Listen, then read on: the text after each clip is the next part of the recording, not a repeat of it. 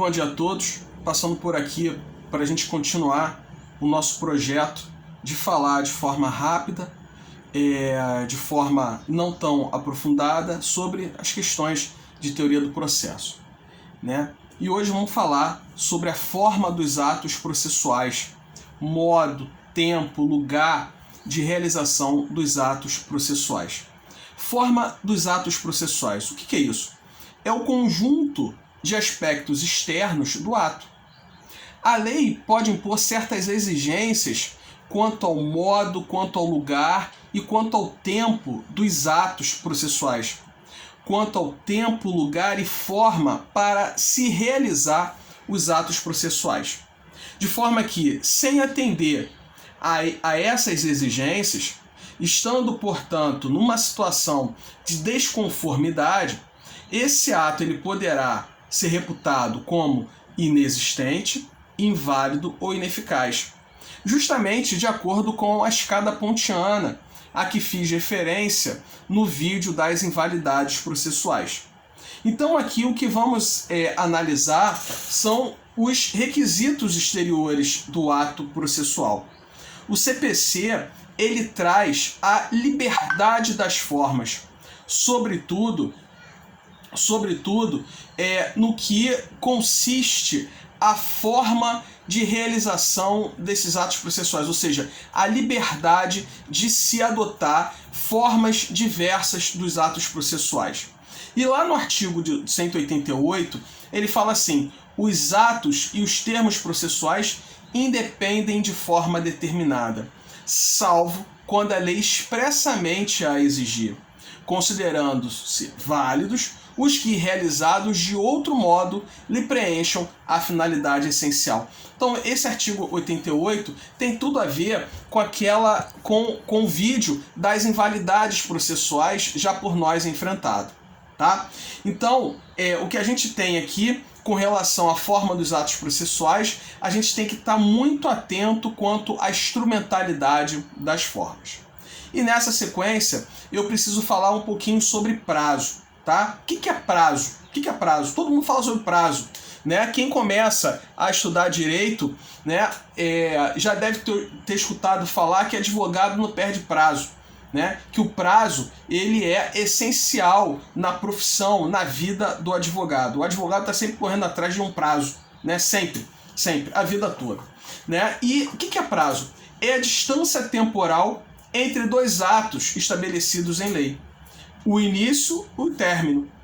Tá? Então, é distância temporal, a distância de tempo entre dois atos estabelecidos em lei.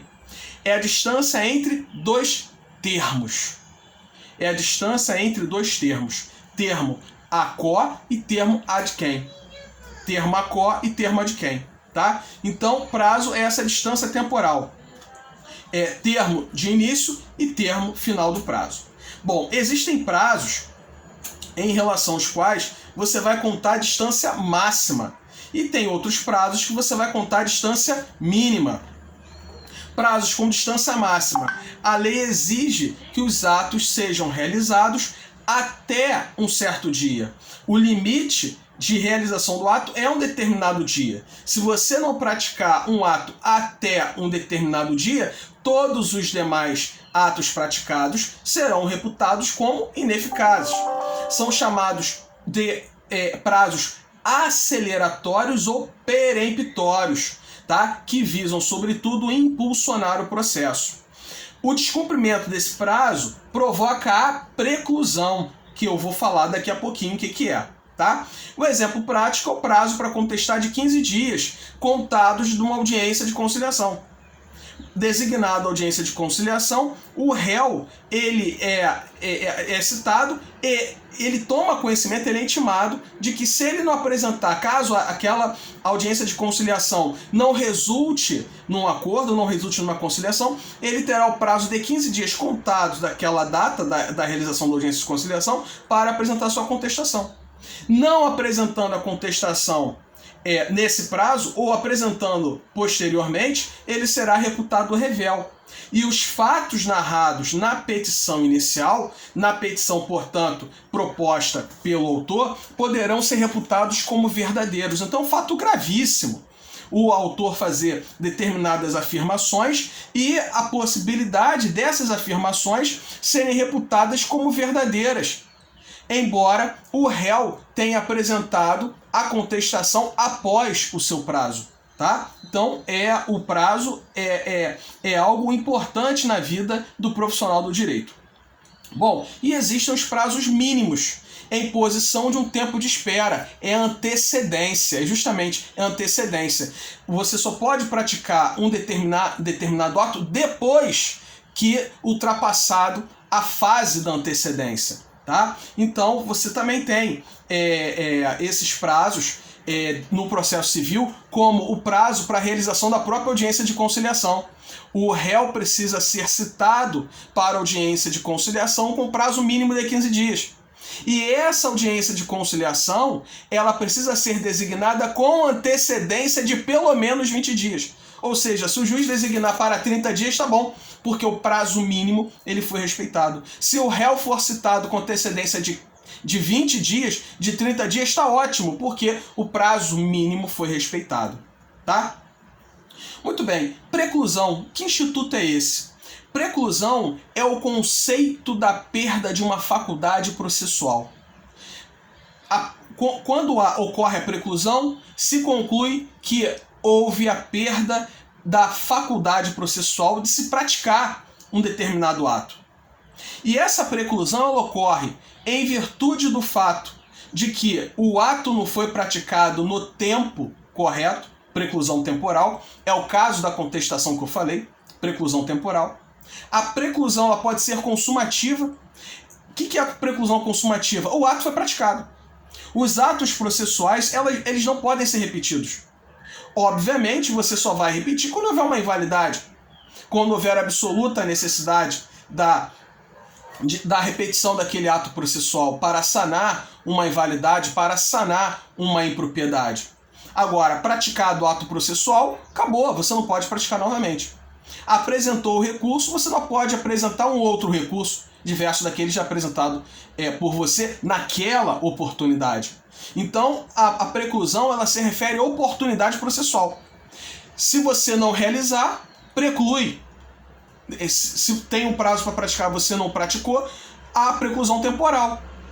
Se você praticou o ato, acabou. O ato está praticado, não tem por que você apresentar uma nova contestação, apresentar uma nova apelação. O prazo o ato está praticado. Então você consumou o ato, você praticou o ato, você não pode praticar novamente. E tem a preclusão lógica. A preclusão lógica, ela é bem interessante, por quê? Porque ela se refere não à prática do ato, mas uma prática contrária a que daria direito à prática do primeiro ato. Então, quando você, por exemplo, você celebrou um acordo num processo, e nesse acordo constou que as partes não irão apresentar recurso da homologação do acordo. Não irão apresentar recurso. As partes abrem mão do prazo recursal. Celebrado o acordo, homologado o acordo, uma das partes vai lá e apresenta o recurso. Opa! Não pode. Porque ela praticou um ato contrário àquele que ela quer praticar agora. Se ela praticou o ato abrindo mão do recurso, ela não pode, no momento posterior, querer apresentar recurso. Por quê? Porque há a verdadeira contradição com aquele acordo no qual ela se comprometeu a não apresentar o recurso. Então você tem 3 tipos de preclusão. Você tem a preclusão consumativa, você tem a preclusão temporal e você tem a preclusão lógica. Tá? Então, tá aí a preclusão. Os prazos ainda, eles podem ser próprios ou impróprios. Prazo próprio é o prazo preclusivo. Prazo impróprio é o prazo fixado para o juiz, que na realidade tem o dever de cumprir o prazo, mas não gera prejuízo. Tá? Ele não tem absoluto interesse no processo. Tá certo? Então você tem prazos próprios, que são prazos preclusivos, e tem os prazos impróprios, que são fixados para o juiz tão somente no cumprimento do seu dever, e não no interesse propriamente dito do processo. tá? Por fim, para falar sobre prática dos atos, das formas dos atos processuais, eu gostaria apenas de falar sobre as cartas. Você tem carta de ordem, carta precatórias, carta rogatórias e carta arbitral, tá? Carta precatórias, juízes de mesma competência, se ajudando mutuamente, cooperando mutuamente. Carta rogatórias são aquelas cartas que você precisa cumprir um determinado ato processual fora do Estado brasileiro. Carta de ordem e carta arbitral. A carta de ordem é aquela que tem uma hierarquia, né? O tribunal determina ao juiz de primeiro grau a realização da prática de um determinado ato processual. E carta arbitral é aquela de cooperação com o juízo arbitral. Bom, eram essas considerações que eu gostaria de fazer nesse pequeno vídeo aí de 11 minutos. São considerações, portanto, preliminares, sem maiores aprofundamentos, como a gente pretende realizar. Obrigado, até logo, pessoal, até a próxima.